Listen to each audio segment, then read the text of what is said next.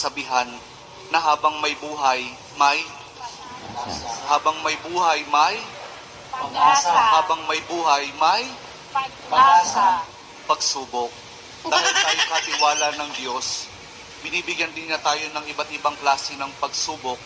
Kaya po doon sa pagsubok na yon, saka pa lang natin mauunawaan na talagang ang ating buhay ay mayroong, habang may buhay mayroong pagsubok. Habang may buhay may pagsubok. Pagbangon. Huwag niyong hayaan na kapag meron kayong pinagdaraan ng pagsubok, ay hindi kayo babangon.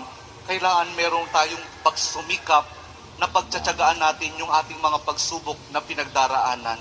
At kapag mayroong pagsubok at mayroong pagbangon, saka pa lang natin mauunawaan na talagang ang ating buhay, na habang may buhay, may pagbangon. Habang may buhay, may pagbangon. Pag-ibig.